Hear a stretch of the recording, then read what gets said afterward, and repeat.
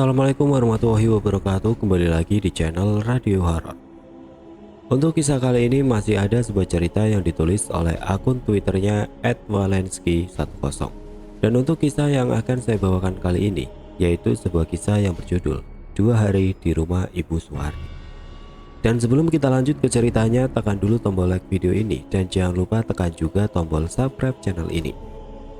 Dan nyalakan juga lonceng notifikasinya agar tidak ketinggalan cerita-cerita lainnya dari channel ini.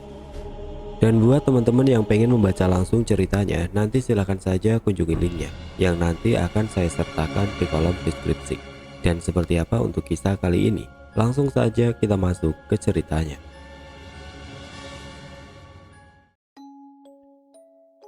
Rabu pukul 7 pagi. Aku terbangun dalam sebuah ruangan asing saat sinar matahari pagi menyentuh wajahku. Nampak seorang lelaki duduk di sampingku. Aku mencoba bangkit, namun dia melarang sambil tersenyum.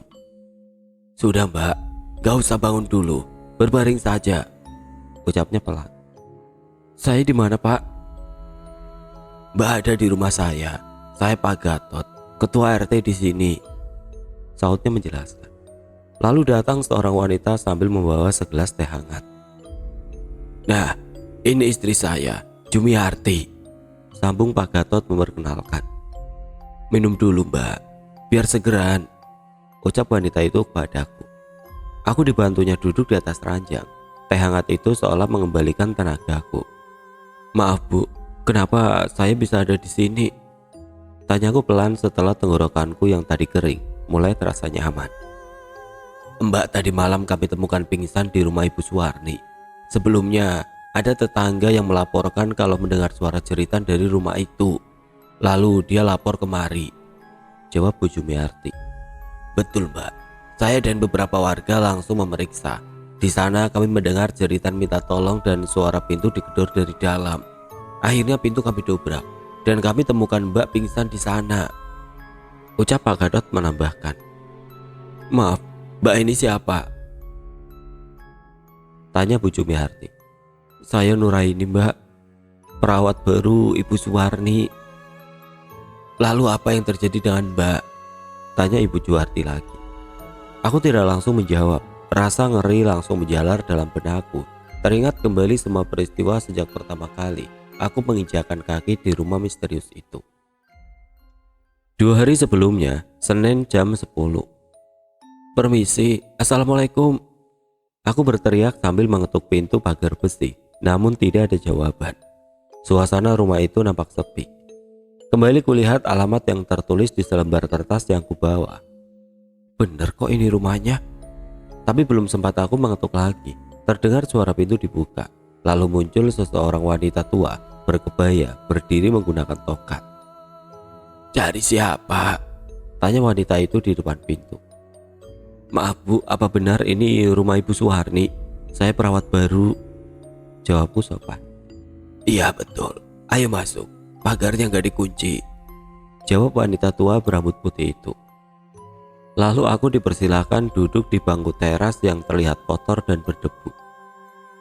"Perkenal bu, saya Nuraini, biasa dipanggil Nur. Saya dari yayasan yang ibu telepon waktu itu," ucapku membuka pembicaraan. "Saya Ibu Suwarni, saya memang sedang mencari perawat. Kamu sudah biasa merawat orang tua seperti saya. Soalnya saya nggak mau yang masih belajar, saya mau yang pengalaman," jawab wanita itu sekaligus bertanya. "Iya bu, saya sudah sering merawat orang tua, makanya saya yang dikirim ke sini," balasku sambil tersenyum. Begitu. Ya sudah, kamu bisa mulai kerja hari ini, tapi sesuai permintaan saya, kamu harus tinggal di sini, nggak boleh pulang. Gimana?" "Iya bu, saya paham, nggak masalah bu," balasku yakin. "Ya sudah, ayo masuk," ujar Ibu Suwarni lalu bangkit. Aku pun mengikutinya dari belakang. Lalu kami masuk ke dalam rumah berlantai 2 yang lumayan besar itu, dengan ruang tamu lapang yang berisikan perabotan antik namun terlihat kusam dan berdebu. Ibu Suwarni langsung mengajakku ke dapur yang berantakan. Ada sebuah meja makan di tengah-tengah dapur yang cukup luas itu. "Ini dapurnya, Semua makanan ada di lemari dan kulkas. Kamar mandi sebelah sana, ucap Ibu Suwarni menjelaskan. Aku mengangguk tanda mengerti. Lalu dia membawaku menuju sebuah kamar tidak jauh dari situ. Ini kamar kamu. Usahakan selalu bersih dan rapi. Saya nggak suka melihat tempat yang berantakan. Jelas wanita itu lagi. Aku mengiyakan sekaligus heran dengan ucapannya barusan. Permintaannya akan kamar yang rapi berbanding terbalik dengan kondisi rumahnya yang nampak tidak terurus. Sekarang kamu boleh istirahat dulu. Nanti kalau saya ada perlu, kamu saya panggil. Jelasnya lagi lalu pergi dengan langkah tertati dibantu tongkatnya. Aku masuk ke dalam kamar baruku. Udaranya terasa pengap dan lembab. Langsung aku keluarkan isi tas dan menyusunnya ke dalam lemari. Jam 5 sore. Sore hari sehabis mandi, Ibu Suwarni memanggil. Nur, kemari sebentar. Terdengar suaranya dari kamarnya yang terletak persis di dekat ruang tamu. Aku segera menghampiri. Dia sedang duduk di sebuah kursi malas. Ada apa, Bu? Ucapku siap menunggu perintah. Saya mau minum obat. Saya biasa minum pagi dan sore. Tolong ambilkan air putih, pintanya padaku. Aku bergegas mengambil apa yang dia minta, tapi saat berjalan menuju dapur, sayup terdengar suara wanita menangis dari sebuah kamar di lantai atas. Aku melirik sambil tetap melangkah, namun tidak lama suara tangisan itu terhenti. Siapa? Seperti ada penghuni lain di rumah ini. Aku kembali ke kamar Ibu Suwarni dengan membawa gelas air putih, lalu menyerahkannya kepada wanita itu. Coba tolong ambilkan obat saya di atas meja sana, perintahnya lagi. Aku segera menurutinya, namun aku sedikit terkejut begitu melihat tanggal yang tertera di kemasan obat yang menunjukkan kalau obat itu sudah kadaluarsa 3 bulan yang lalu. Maaf Bu, obat ini sudah kadaluarsa, ucapku coba menjelaskan. Gak apa-apa, saya sudah sering minum, gak masalah, jawabnya enteng lalu meminum beberapa butir obat itu. Apa ibu mau saya belikan yang baru di apotik? Ucapku coba menawarkan. Gak perlu, saya masih punya banyak. Setelah itu dia kembali duduk bersandar sambil mengayunkan kursi malasnya. Aku memanfaatkan kesempatan itu untuk bertanya. Maaf Bu, apa ada orang lain di rumah ini? Tanyaku hati-hati. Iya, ada anak saya Hendro dan istrinya Sinta, juga cucu saya Gali. Tapi kamu gak perlu mengurusi mereka. Kamu fokus sama saya saja, balas Ibu Suwarni. Apa ada asisten rumah tangga selain saya di rumah ini, Bu? Tidak ada. Sudah, sekarang kamu boleh pergi. Baik, Bu. Jawabku singkat lalu kembali membawa gelas ke dapur. Saat aku lewat, nampak anak kecil berusia sekitar 5 tahun mengintip di dekat tangga di lantai atas. Oh, itu dia si Gali, cucunya ibu. Lucu juga. Gumamku pelan ketika melihat anak itu tersenyum padaku. Aku membalas senyumannya sambil melambaikan tangan, coba bersikap ramah. Gali, masuk kamarmu nak, pinta Ibu Suwarni yang tiba-tiba saja sudah berdiri di belakangku. Itu Gali Bu, lucu ya, sautku memuji. Ibu Suwarni tidak menjawab, dia langsung masuk lagi ke dalam kamarnya. Aku tersenyum kejut, namun diriku maklum. Aku sudah terbiasa dengan berbagai macam tingkah dan sifat orang tua seperti dia. Jam 10 malam. Malam harinya aku yang belum bisa tidur berniat ke dapur untuk mengambil minum. Ketika keluar kamar, kulihat ada seorang wanita muda sedang duduk melamun di ruang tamu. Sedikit remang karena lampu sudah dimatikan sebagian. Selamat malam Ibu Sinta, ucapku sopan pada wanita itu. Aku mengenalinya dari foto keluarga yang terpajang di ruang tamu. Dia tidak menjawab, seolah sedang tenggelam dalam pikirannya sendiri, hingga tidak mendengar ucapanku. Aku tidak mau mengganggunya, lalu segera menuju dapur. Tapi baru saja aku menuang air, kembali terdengar suara tangisan dari lantai atas. Aku yang penasaran segera keluar dari dapur, tapi Ibu Sinta sudah tidak ada lagi di ruang tamu. Sepertinya dia sudah naik ke atas dan menangis di dalam kamarnya. Aku terdiam terpaku di dekat tangga. Tiba-tiba ada suara memanggil persis di belakangku. Kamu lagi ngapain di sini? Tanya Ibu Suwarni mengagetkanku. Maaf Bu, tadi saya dengar Ibu Sinta menangis. Bukan urusanmu. Sudah sana, kamu masuk kamar. Herdik Ibu Suwarni ketus. Aku mengangguk malu. Diriku jadi tidak enak mendapat teguran seperti itu. Lalu segera kembali ke kamar. Jam 2 pagi. Jam menunjukkan pukul 2 dini hari. Mataku tidak juga dapat dipejamkan. Kebiasaanku yang tidak bisa tidur di tempat baru memang sangat mengganggu. Biasanya butuh waktu beberapa hari untuk beradaptasi hingga aku bisa tidur nyenyak. Tok tok tok. Tiba-tiba terdengar suara pintu diketuk. Iya sebentar. Aku langsung menjawab dan segera membuka pintu. Namun aneh, tidak ada siapa-siapa di sana. Sesaat kepalaku celingak-celinguk di depan pintu kamar. Kemudian mataku menangkap bayangan berkelebat naik ke lantai atas. Brak! Mendadak terdengar bunyi benda keras menghantam lantai. Aku segera berlari menuju ke ruang tamu. Namun yang ada hanya gelap. Mataku jelalatan mencari sumber suara, namun tidak ada apa-apa. Suara apa tadi? Gumamku pelan. Tapi karena tidak menemukan apa-apa, akhirnya aku kembali masuk ke dalam kamar, walaupun masih bingung. Selasa jam 7 pagi. Pagi-pagi sekali aku sudah bangun dan mulai beraktivitas. Menyiapkan sarapan untuk Ibu Suwarni, lalu segera mengantarkannya ke kamar beliau. Suasana rumah sangat sunyi. Tidak nampak aktivitas di rumah ini seperti rumah-rumah lain pada umumnya di pagi hari. Permisi Bu, ini saya bawa sarapan. Ucapku di depan pintu kamar yang tertutup rapat. Taruh saja di meja makan. Sekalian siapkan air putih hangat untuk saya minum obat. Terdengar jawaban Ibu Suwarni dari teras depan. Rupanya dia sedang duduk di sana. Baik Bu, jawabku singkat. Setelah selesai menyiapkan sarapan di meja makan, terdengar kembali suara yang memanggil. Nur, coba kemari sebentar, teriaknya dari teras. Aku segera menghampiri, kemudian dia meminta tolong sesuatu. Kamu bisa tolong saya, bawakan pakaian kotor saya ke belakang. Ada dalam keranjang di kamar dekat pintu. Kamu taruh saja dekat mesin cuci. Perintahnya lagi. Baik Bu. Jawabku lalu segera melakukan apa yang dia minta. Tapi ternyata isi keranjang bukan hanya pakaian miliknya saja. Ada beberapa potong pakaian yang sepertinya milik Pak Hendro, Ibu Sinta dan juga Gali. Tapi anehnya, pakaian milik anak dan cucunya itu masih nampak bersih, seperti belum dipakai. Semuanya masih terlipat rapi dan tercium aroma pewangi. Setelah itu aku segera mendampingi Ibu Suwarni sarapan di meja makan. Aku gunakan kesempatan itu untuk sekedar basa-basi bertanya. Maaf Bu, Pak Hendro dan Bu Sinta nggak sekalian sarapan? Nggak, mereka sudah berangkat dari tadi. Tinggal saya dan Gali saja, balasnya sambil mengunyah. Oh gitu, lalu Gali mau sekalian saya buatkan sarapan? Atau susu barangkali? Sautku berinisiatif menawarkan. Gak perlu, kan sudah saya bilang, kamu urus saya saja, jawabnya dengan nada sedikit judes. Maaf Bu. Ibu Suwarni hanya diam sambil terus menikmati sarapannya hingga selesai. Setelah itu dia minum obat, lalu meminta aku menuntunnya kembali ke dalam kamarnya.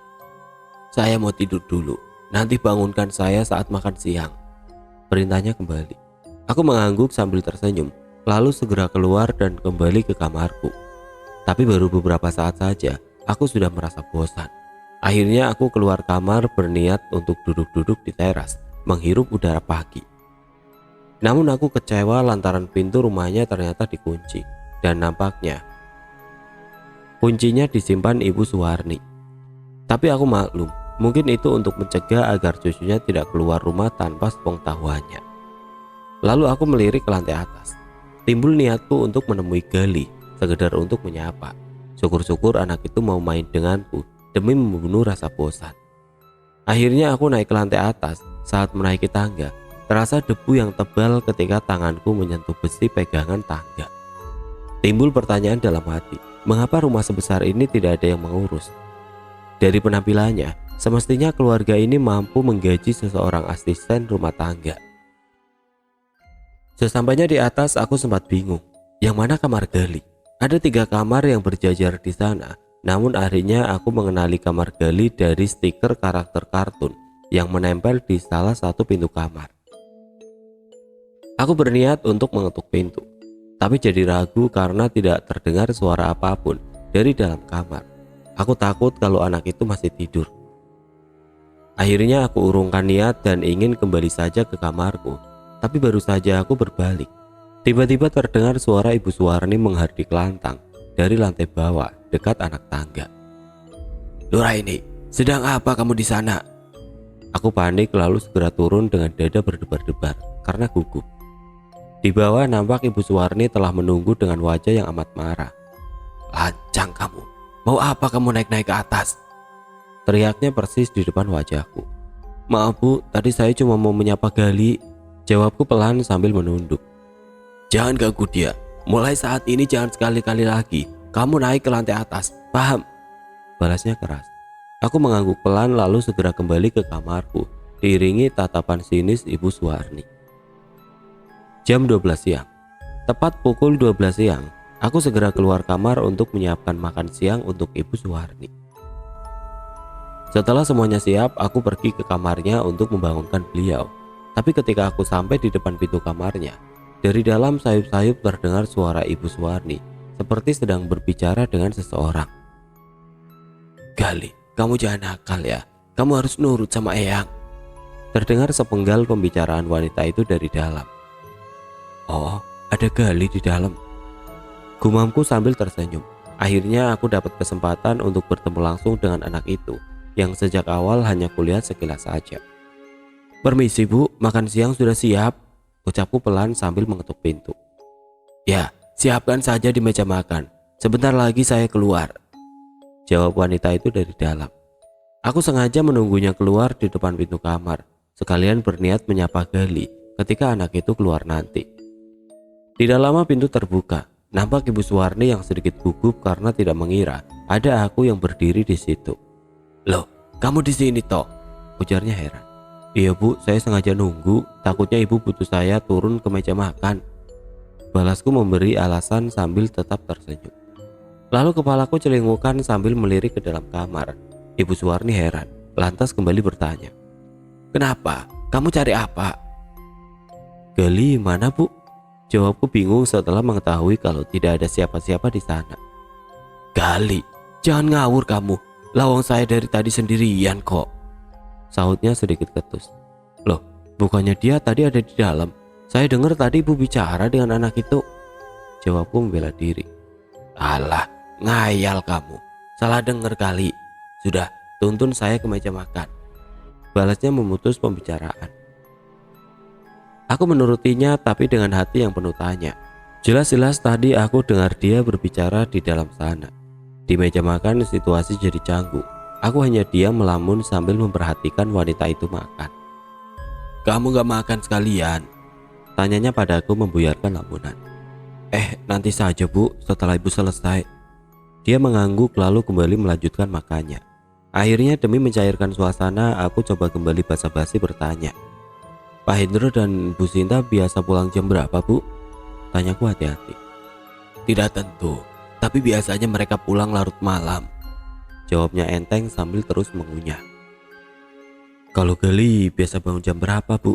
Saya mau kenalan sama dia, kalau Ibu izinkan, saya bersedia menemani dia main," tanyaku kembali. "Gak perlu, dia gak suka dengan orang asing, lagi pula dia bisa main sendiri di kamar, gak perlu ditemani." "Oh gitu," ucapku pelan sedikit kecewa. Mulai terbayang hari-hari membosankan yang akan kulalui di rumah ini. "Oh ya, saya lupa. Saya ada jamu yang mau saya minum. Tolong ambilkan di atas meja makan saya," pintanya setelah menyelesaikan suapan terakhir. Aku mengangguk, lalu segera ke kamarnya untuk mengambil jamu yang dia minta. Tapi ketika sampai dekat kamarnya, kulihat Gali mengintip dari lantai atas. Aku tersenyum sambil melambaikan tangan. Anak itu membalas senyumanku, tapi kemudian dia berbalik masuk ke kamarnya. Anaknya lucu, sepertinya ramah. Kok neneknya bilang dia tidak suka orang asing? Aneh. Aku kembali ke meja makan dengan membawa sebotol jamu yang Ibu Suwarni minta. Setelah selesai semua, dia kembali berpesan, "Saya mau mencuci pakaian dulu. Nanti selesai makan kamu boleh istirahat," ucapnya pelan. "Mau saya bantu Bu?" sahutku coba menawarkan. "Gak usah, saya bisa sendiri." Jawabnya lalu bangkit dan berjalan tertati menuju ke belakang.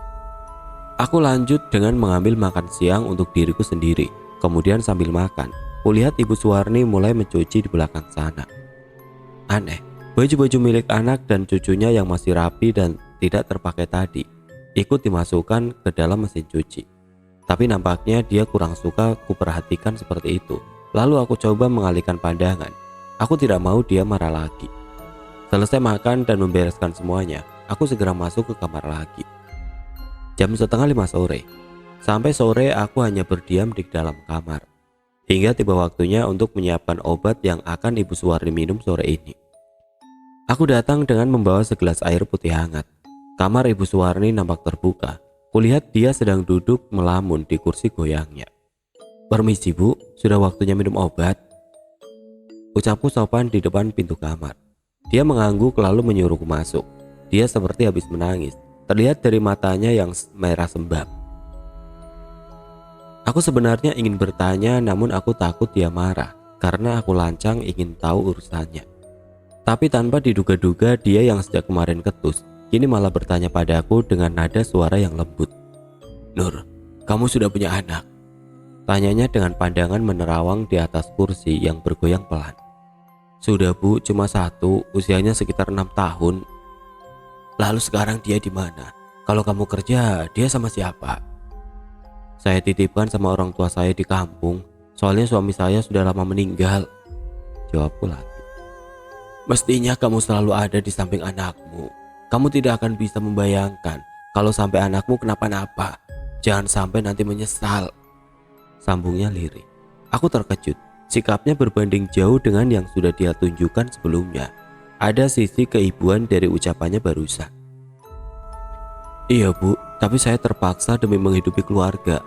Saya tidak punya pilihan lain," jawabku lagi. Uang. Uang tidak selalu bisa memberimu kebahagiaan," sautnya bersilafat. Aku tidak menjawab. Masih tidak habis pikir dengan sikapnya. Wanita ini bagikan memiliki dua kepribadian yang bertolak belakang. Setelah selesai minum obat, dia berpesan kalau nanti aku tidak usah menyiapkan makan malam. Dia sedang tidak nafsu makan dan tidak ingin diganggu hingga besok pagi. Akhirnya aku kembali ke kamar sambil membayangkan apa yang harus aku lakukan hingga besok pagi untuk menghilangkan kejenuhan. Lalu kuputuskan untuk pergi mandi saja. Tapi sebelum itu aku berniat membersihkan dapur yang lantainya nampak kotor, seperti tidak pernah disapu apalagi dipel. Tapi ketika aku sedang mengepel lantai, kulihat ada beberapa bercak darah kering membekas di kaki meja makan. Setelah aku perhatikan, ternyata bercak darah kering itu juga ada di kaki kursi. Aku heran, tapi langsung kubersihkan semuanya dengan kain basah. Saat mandi, aku dengar seperti ada suara orang mengerang kesakitan dari arah dapur. Terdengar sayup-sayup di antara bunyi kucuran air kran kamar mandi. Tadinya aku pikir itu suara Ibu Suwarni. Namun setelah keran air kumatikan agar aku bisa mendengar lebih jelas, ternyata suara itu adalah suara erangan seorang pria. Tidak salah lagi, jelas itu suara seorang pria. Otakku langsung menjawab kalau itu suara Pak Hendro yang sudah pulang. Tapi dia kenapa? Aku segera menyelesaikan mandiku. Aku berniat menyapa Pak Hendro, sebab sejak pertama aku datang, kami belum pernah bertemu. Tapi anehnya saat aku keluar dari kamar mandi, suara itu mendadak hilang. Tidak ada siapapun di sana. Aku menduga kalau Pak Hendro baru saja pergi dari situ. Lalu aku coba tengok ke arah ruang tamu, namun sama saja tidak ada siapa-siapa. Mestinya kalau dia baru saja dari dapur pasti terlihat di ruang tamu, karena waktunya cuma sekian detik saja sejak suara tadi menghilang. Aku jadi bingung. Aku yakin kalau aku tidak salah dengar, tapi kenyataannya berbicara lain. Tidak ada siapa-siapa di sini. Lalu aku coba memeriksa pintu depan, masih terkunci. Tidak ada yang berubah. Aku makin kebingungan. Lantas tadi suara siapa? Sebenarnya aku ingin memeriksa ke lantai atas, tapi aku takut kena marah lagi. Akhirnya aku cuma bisa kembali ke dapur, lalu duduk kebingungan di kursi dekat meja makan. Tapi kemudian aku melihat seperti ada tetesan darah di lantai, tidak jauh dari tempatku duduk. Segera aku periksa dan tepat dugaanku, itu tetesan darah yang masih baru, bukan bercak darah kering seperti yang tadi ku bersihkan. Darah siapa? Lalu kusadari ternyata tetesan darah itu terus berceceran menuju ke arah tangga. Agak tersamarkan karena lantai rumah yang bermotif dan berwarna gelap. Saat aku teliti kembali, ternyata ceceran darah itu terus menuju ke lantai atas. Jangan-jangan Gali terluka. Gumamku sedikit khawatir. Tapi lagi-lagi bayangan teguran keras dari Ibu Suwarni membuatku tidak berani naik ke atas. Akhirnya semua tetesan darah itu aku bersihkan. Tapi aku sengaja berlama-lama, berharap ada yang muncul dan bisa kutanyai perihal darah tadi. Namun setelah sekian lama tidak ada yang muncul juga. Aku makin kebingungan. Suara lelaki mengerang tetesan darah. Sebenarnya siapa tadi yang ada di dapur? Malam harinya seusai makan malam dan merapikan kembali semuanya, aku langsung masuk ke kamar. Baru 2 hari saja aku sudah jenuh. Rumah yang luas ini seolah terasa sempit. Aku hanya berkutat sekitar dapur, kamar Bu Suwarni, dan kamarku sendiri. Tidak ada yang bisa aku ajak ngobrol atau bertegur sapa. Naik ke lantai atas, sama saja cari masalah. Padahal aku ingin sekali mengenal lebih dekat keluarga ini, terutama Gali. Anak yang lucu itu semestinya bisa jadi teman yang menyenangkan di rumah besar yang sunyi ini. Akhirnya aku cuma bisa melamun di kamar. Sialnya lagi sampai saat ini, aku belum bisa beradaptasi dengan baik. Aku masih susah tidur. Jam menunjukkan pukul 10 malam. Waktu terasa berjalan lambat. Lalu aku coba iseng untuk ke ruang tamu. Sepertinya di sana tadi ada beberapa majalah yang bisa aku baca sekedar untuk membunuh waktu. Tapi saat aku keluar kamar, kulihat Ibu Sinta sedang duduk di sana. Sama seperti sebelumnya, dia nampak melamun, matanya kosong menatap ke depan. Kapan pulangnya? Aku tidak mendengar pintu depan dibuka, atau minimal suara orang masuk ke dalam. Tapi belum sempat aku mendekat, dia malah berdiri lalu dengan langkah kaku berjalan meniti anak tangga naik ke atas. Pandangannya tetap lurus ke depan, jalannya aneh. Kedua tangannya tegak lurus ke bawah, tidak mengayun seperti layaknya orang yang melangkah. Tadinya ingin aku panggil, tapi aku takut dicap tidak sopan. Akhirnya aku tunggu sampai dia masuk kamar, baru aku mendekat ke ruang tamu. Ku ambil beberapa majalah yang tersusun rapi di sebuah rak di samping kursi. Semuanya majalah edisi lama, kertasnya tampak sudah menguning. Tapi sudut mataku seperti menangkap bayangan orang berdiri di dekat pagar balkon lantai atas. Saat aku perhatikan, ternyata Ibu Sinta berdiri di sana. Pandangannya kosong ke arah depan. Tangannya nampak membawa sesuatu. "Selamat malam Bu Sinta," sapaku dengan sopan sambil tersenyum melihat ke arahnya. Namun dia tidak menjawab, malah berbalik badan dan kembali masuk ke kamar. "Kok aneh gitu?" ucapku lirih.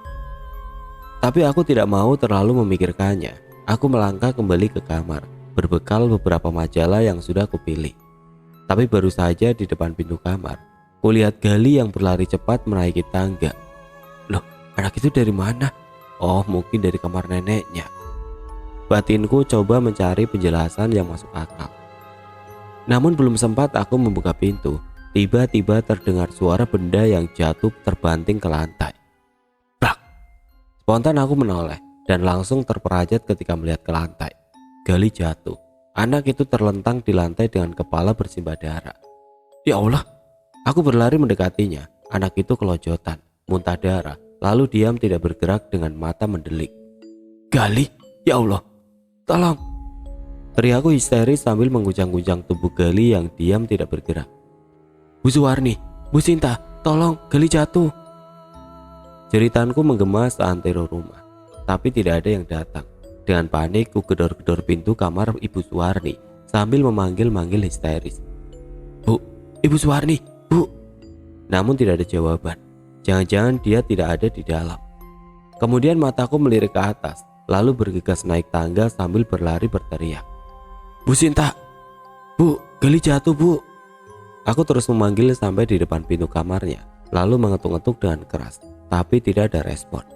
Aku bingung tidak tahu harus berbuat apa. Dalam situasi serba salah, mendadak pintu kamar Bu Sinta terbuka.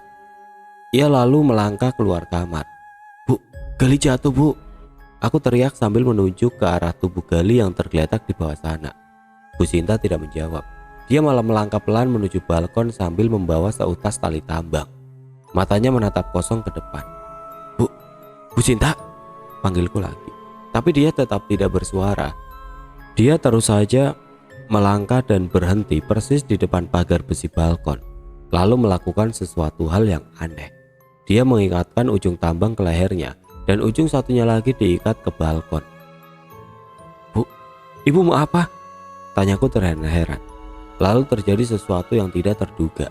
Dia loncat ke bawah dengan tali terikat di lehernya. "Ya Allah, Bu Sinta!" jeritku histeris. Aku berlari menuju balkon lalu melongo ke bawah. Nampak Bu Sinta tergantung sambil kejang-kejang dengan lidah menjulur keluar. "Bu Sinta, ya ampun!" Aku menjerit sambil berusaha melepaskan tali yang terikat kuat di pagar balkon, tapi tetap sia-sia. Akhirnya aku berlari turun ke bawah dan langsung menuju dapur ingin mengambil pisau untuk memotong tali. Tapi ketika sampai di sana, entah dari mana ada seseorang lelaki yang sedang duduk terdiam di kursi dekat meja makan. Dia duduk sambil menunduk menatap ke arah lantai. Wajahnya terlihat sedih. "Pak Hendro, ya ampun Pak, tolong Pak, itu Gali jatuh. Bu Sinta juga gantung diri Pak. Ayo Pak," teriakku sambil mendekat ke arahnya. Tapi langkahku tertahan begitu melihat benda yang ada dalam genggamannya. "Pak Hendro, Pak." Ku coba memanggil namun tidak berani mendekat. Lelaki itu memegang sebilah pisau di tangan kanannya. Dia hanya diam, tapi kemudian mengangkat kepalanya sambil memejamkan mata, lalu tiba-tiba memotong urat nadi tangannya sendiri. "Astaga!" teriakku histeris melihat darah bermuncratan dari luka menganga di pergelangan tangannya. Kakiku lemas selalu terduduk di lantai, tidak mampu lagi berdiri. Pak Hendro perlahan bangkit, lalu berjalan sempoyongan menuju anak tangga. Aku cuma bisa duduk bersimpu tidak berdaya menyaksikan semuanya. Darah berceceran seiring langkah kaki Pak Hendro yang meniti anak tangga. Pisau dalam genggamannya terlepas, tapi belum sampai ke atas, dia mendadak rubuh, terguling-guling di tangga dan terkapar bersimbah darah, persis di samping jasad Gali. "Ya Allah, ada apa ini?"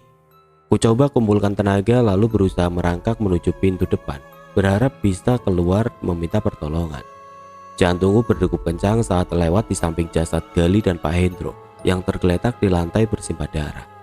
Kulirik ke atas, di sana tubuh Bu Sinta diam tidak bergerak, tergantung terayun pelan. Akhirnya aku sampai di pintu depan yang terkunci. Aku cuma bisa menggedor-gedor pintu dari dalam sambil berteriak, berharap ada yang mendengarnya. "Tolong, tolong!" Suaraku parah. Aku duduk bersandar di pintu kelelahan, keringat bercampur air mata membasahi wajah. Tidak tahu lagi harus berbuat apa. Rentetan kejadian ini membuat aku terguncang.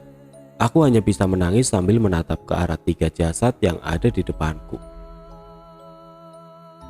Klik, klik, klik. Suara kunci pintu terbuka. Ibu Suwarni keluar dari kamarnya, berjalan tertatih lalu duduk di ruang tamu. Aku terkejut. Semangatku seakan timbul kembali. "Ya Allah, tolong Bu, itu keluarga Ibu kenapa?" ucapku dengan suara serak. Tapi dia tidak menjawab, wajahnya dingin tanpa ekspresi, seolah dia tidak melihat semua itu. Aku berusaha mendekatinya tapi dia seperti tidak peduli dengan situasi sekitarnya. Dia duduk dengan tenang, seperti tidak terjadi apa-apa. "Bu, itu keluarga Ibu," ucapku sambil menunjuk ke arah jasad keluarganya. Tapi wanita itu malah tersenyum dingin. Aku makin bingung, heran, takut, panik, bercampur jadi satu. "Bu, Ibu kenapa?" Perlahan dia menengok ke arahku, menaruh telunjuknya di depan mulut, memintaku untuk diam. Aku tidak mengerti apa maksudnya. Dia memandang ke arah jasad Pak Hendro dan Gali. Tiba-tiba terjadi sesuatu di luar kamar. Gali bergerak. Dia menggeliat, lalu bangkit, kemudian berlari naik ke atas, dan kembali jatuh ke lantai. Aku tercekat, tidak percaya dengan apa yang baru saja kulihat. Belum hilang rasa kagetku, Ibu Sinta yang tergantung mendadak melotot membuka matanya. Entah bagaimana ikatan di lehernya terlepas, lalu dia jatuh terbanting ke lantai, namun langsung bangkit dan melangkah naik ke atas. Tidak lama kemudian dia mengikat lehernya dan kembali loncat gantung diri. Aku melongo, tidak bisa berkata-kata. Jasad Pak Hendro pun tiba-tiba bergerak lalu bangun, meraih pisau yang tergeletak di lantai dan langsung menyayat tangannya. Kemudian dia naik tangga dengan darah berceceran, lalu ambruk dan terguling ke bawah.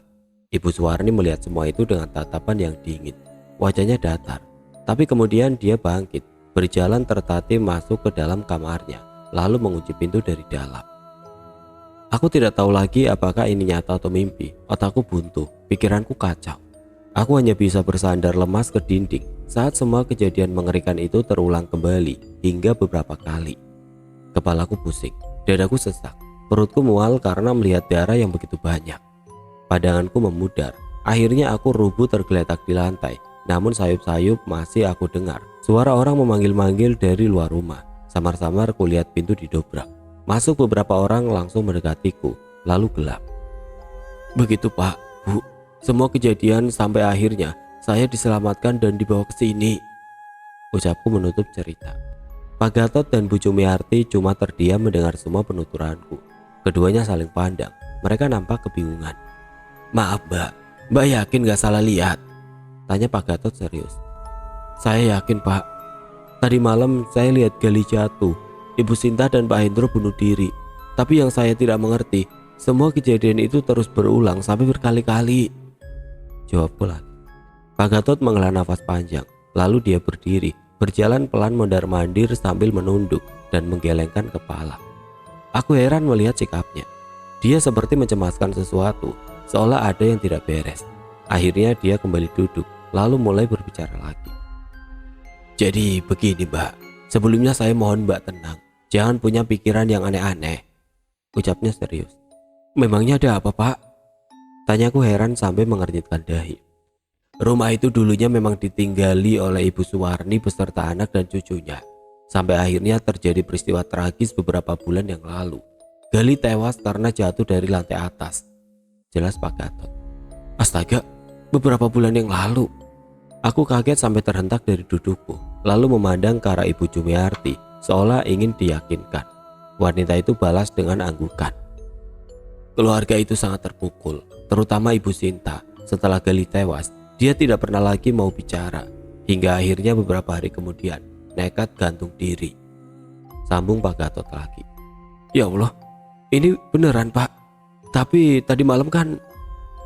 Aku tidak sanggup melanjutkan ucapanku, diriku benar-benar syok. Benar Mbak, dan ketika melihat istrinya tewas tergantung di balkon, Pak Hendro sangat terpukul hingga jadi gelap mata, lalu ikut bunuh diri dengan menyayat telinganya di dapur, jelas Pak Gatot kemudian. Jadi yang saya lihat itu apa? Aku benar-benar tidak mampu lagi berpikir jernih setelah mendengar penjelasan Pak Gatot barusan. Aku coba mencerna semuanya. Pengalaman ini terlalu berat untuk kupahami. Lalu Ibu Suwarni? Tanyaku penasaran. Tentu saja Ibu Suwarni sangat sedih. Dia sampai sakit dan akhirnya terkena stroke hingga harus berjalan menggunakan tongkat. Dan sejak saat itu dia mengurung diri di dalam rumah. Tapi banyak yang bilang dia jadi bertingkah aneh, sambung Pak Gatot lagi. Aneh bagaimana Pak? Tanyaku tidak sabaran. Dia sering terlihat berbicara sendiri. Nampaknya dia merasa seolah keluarganya masih hidup. Bahkan dia beberapa kali terpergok mencuci dan menjemur pakaian milik keluarganya, jelas Pak Gatot. Ya Allah, kasihan sekali. Dia pasti sangat kehilangan. Lalu aku teringat sesuatu. Tapi Pak, semalam dia masuk ke kamarnya dan mengurung diri di sana. Saya takut dia kenapa-napa Pak, ujarku coba memberitahu.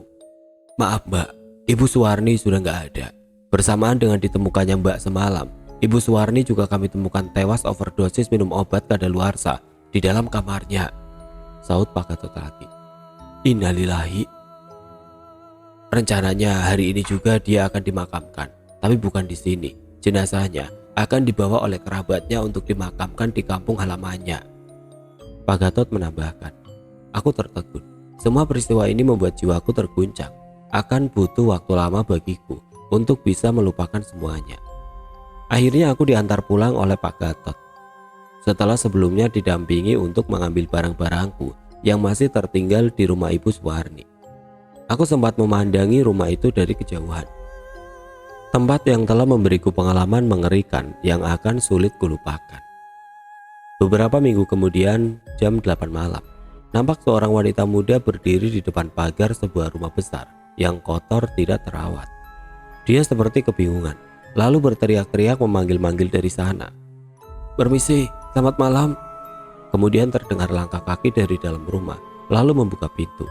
Muncul di depan pintu seorang wanita tua berkebaya dengan tongkat di tangannya memandang kosong ke arah si wanita muda. "Maaf Bu, apa ini rumah Ibu Suwarni?" tanya wanita muda itu. Sang wanita tua nampak tersenyum dingin.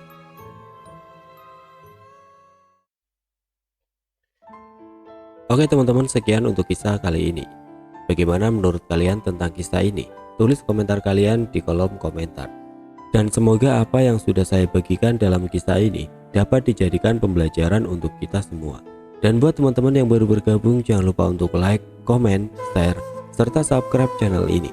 Dan nantikan kisah-kisah horor berikutnya tetap di channel Radio Horor. Wassalamualaikum warahmatullahi wabarakatuh.